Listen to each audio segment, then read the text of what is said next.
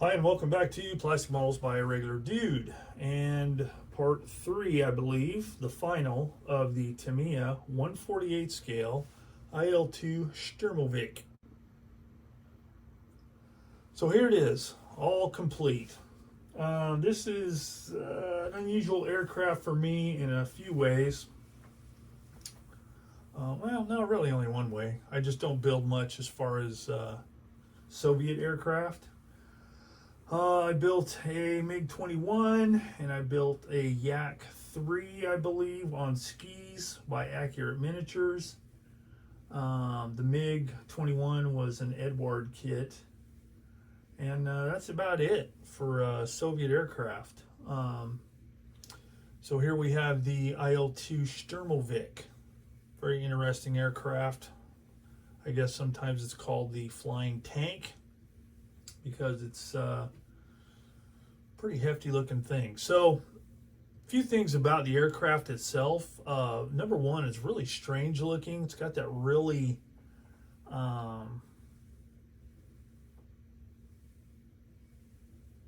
really broad wing front to back. I don't remember what that's called, but right there is really crazy. And I found out a few things while I was working on this that I didn't know. Well, apparently earlier aircraft had wooden wings and then the later had metal wings. There might have been a combination of wood and metal in between there. I don't know. I didn't study it that much. But yeah, really interesting aircraft. Used a lot for ground attack and stuff like. Hence the loadout on this one. Let's see if I can get it around here where you can see what's going on underneath. You got some bombs, some rockets.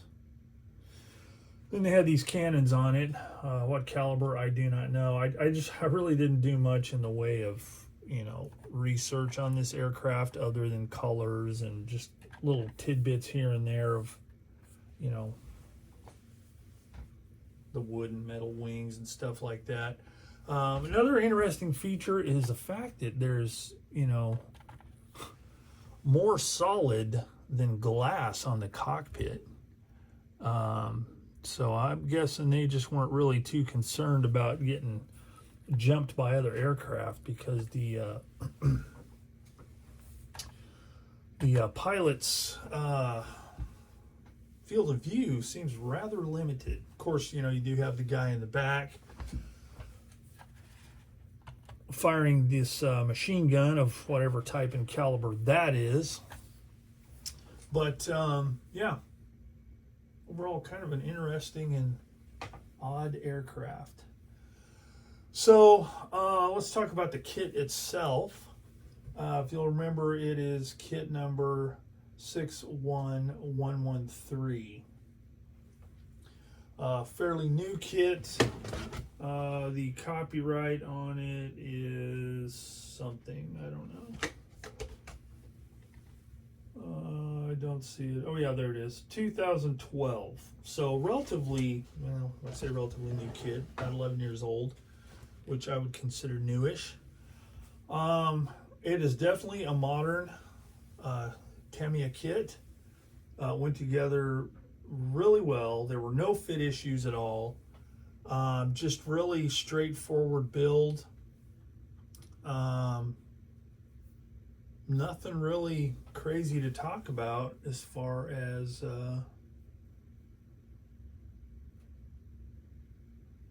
construction. Just it went together like it should.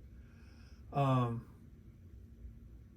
really to note. The instructions are very clear. There's not really any guesswork as to what parts go where. The landing gear doors, that would be something that one would really want to pay attention to because they're really similar looking, but they definitely have certain positions.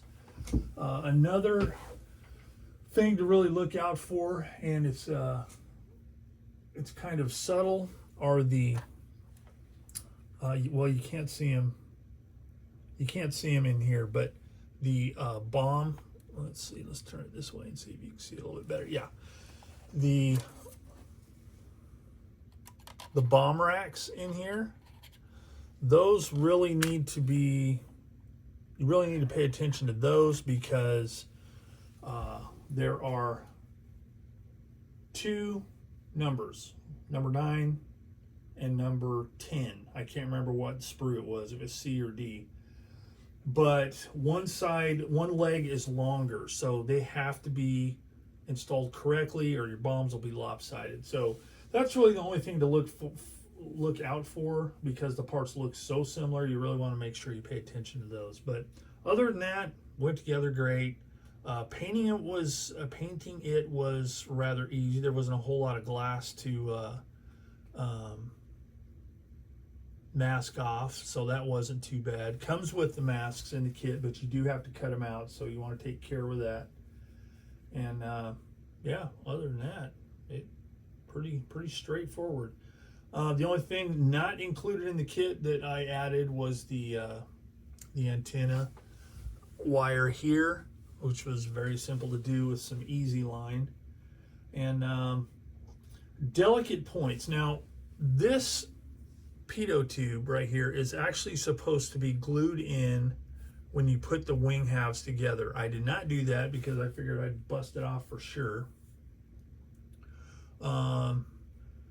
So if you don't glue it in ahead of time, though, you have to cut the base off and then just push it into the hole in the wing.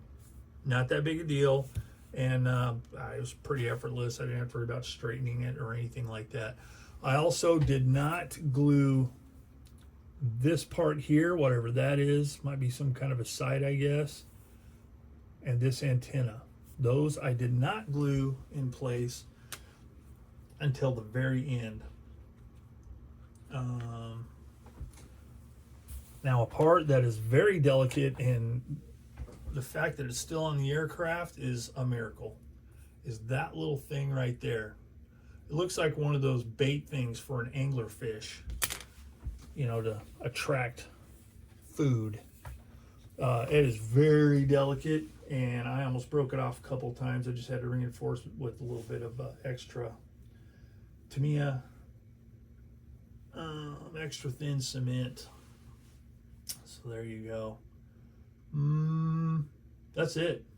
Other than that, it's very easy to put together.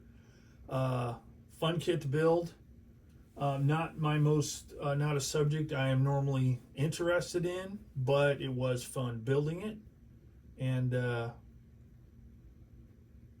oddly enough, it's considered a very sturdy aircraft in real life, and it's quite sturdy as far as building it.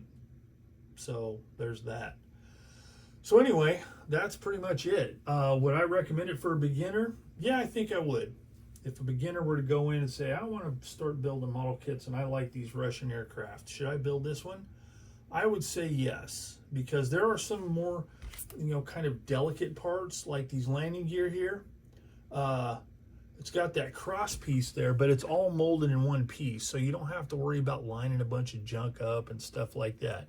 So if one were to just follow the instructions and build it accordingly, I would definitely consider this a kit that a beginner could build. So there you go. Also, a big thanks. I almost forgot. This is a kit I got a few years back with a batch of kits from Eric Davenport. So, Mr. Davenport, I'm still enjoying those kits you sent. So thanks a lot again. And I've still got a few more to go. So you've been adding years to my modeling enjoyment, that's for sure. So thanks again, Eric. And that is it. So hope you've enjoyed following this really brief video series.